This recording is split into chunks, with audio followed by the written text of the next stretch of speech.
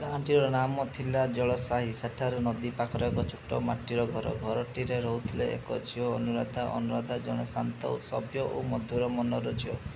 ତାଙ୍କ ଦିନ ଆରମ୍ଭ ହେଉଥିଲା ଗାଁର ସକାଳ ବେଳ ଶୀତ ହାଡ଼ିରେ, ଯେଉଁଥିରେ ସେ ଗୋଟିଏ ଛୋଟ ପାଣି ଆଣିବା ମାଟିର ଘଟା ନେଇ ନଦୀକୁ ଯାଉଥିଲେ। ସେ ଯେତେବେଳେ ନଦୀପଥରେ ଯାଉଥିଲେ, ତା ସାମ୍ନାକୁ ଆସୁଥିଲା ଗାଁର ନୂଆ ଶିକ୍ଷକ ଅବିନାଶ।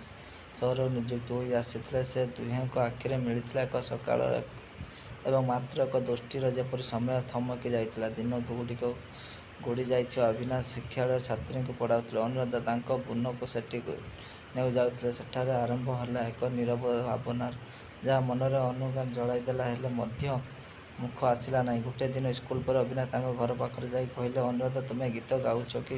ଅନୁରାଧା ଲଜ୍ଜାରେ ହସି, ସାଧାରଣ ଗାଉଛି, କିନ୍ତୁ ସୁନ୍ଦର ନୁହେଁ। ତୁମ ସ୍ୱର ସୁନ୍ଦର, ତୁମ ମନ ଭଳି। ଅବିନାଶ କହିଲେ, ସେହିଦିନଠାରୁ ଦୁହେଁ ଆପଣା ଅଜଣା ଭାବରେ ଅପେକ୍ଷା କରିବାକୁ ଲାଗିଲା।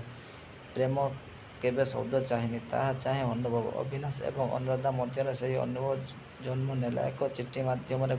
ଗୋଟିଏ ସକାଳେ ଅନୁରାଧା ଜଣେ ଛୋଟ ପିଲା ମାଧ୍ୟମରେ ଏକ ଚିଠି ପଠାଇଲେ। ତାହା ଲେଖାଥିଲା, ତୁମ ଆଖିର ମଧ୍ୟ ଏମିତି କିଛି ଅଛି ଯାହା ମୋତେ ଅନେକ କରିଦେଉଛି। ମୁଁ ଜାଣିନି ଏହା ପ୍ରେମ କି, କିନ୍ତୁ ତୁମ ବିନା ଏବେ ମୋ ଦିନ ଆରମ୍ଭ କରିପାରୁନି। ସେହିଦିନ ଦିନଟାର ଚିଠି ଏମାନଙ୍କ ମଧ୍ୟରେ ସେତୁ। ଅବିନାଶ ଲେଖୁଥିଲେ ଚିଠି, ଅନୁରାଧା ଲେଖୁଥିଲେ ଉତ୍ତର।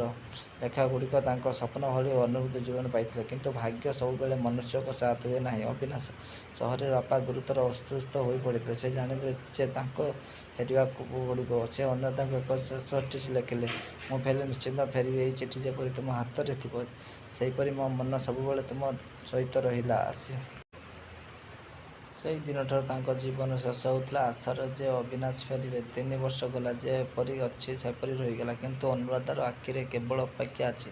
ପ୍ରତିଦିନ ସେ ନଦୀ କୂଳକୁ ଯାଇ ଏକ ଚିଠି ପଢ଼ୁଥିଲା, ସେହି ଶେଷ ଚିଠି, ଯାହାକୁ ସେ ହଜାର ଥର ପଢ଼ି ଗାଁ ଲୋକେ କହୁଥିଲେ ସେ ଝିଅଟି ପାଗଳ ହୋଇଯାଇଛି। ପୁରୁଣା ଚିଠି ନେଇ ନଦୀ ପାଖରେ ବସିଥାଏ, କିନ୍ତୁ ସେ ହସିଲେ, ପ୍ରେମ ପାଗଳପନ ନୁହେଁ। ବର୍ଷ ପରେ ଗାଁରେ ନୂଆ ଶିକ୍ଷକ ଆସିଲେ। ସେ ଜଣେ ଛୋଟ ପିଲାକୁ ଦେଖି ସେ କହୁଛି, ଏ ଜାଗା ହେଉଛି ଅନୁରାଧା ମା'ଙ୍କ ନଦୀ ପାଖ। ସେ ପ୍ରେମ ପାଇଁ ଆପଣାର ଜୀବନ ଦେଇଦେଲେ। ଶିକ୍ଷକ ହସିଲେ, ତାଙ୍କ ଚକ୍ଷୁ ଭିଜିଗଲା। ଅନୁରାଧା ଓ ଅବିନାଶ ପ୍ରେମ ଆଜି ମଧ୍ୟ ଗାଁ ପବନରେ ଝୁଲୁଛି। ଯେଉଁଠି ଚିଠିରେ ଲେଖା ହେଉଛି, ପ୍ରେମ କେବଳ ମିଳନ ନୁହେଁ, ବିରହର ବି ଚିରନ୍ତନ ହୁଏ।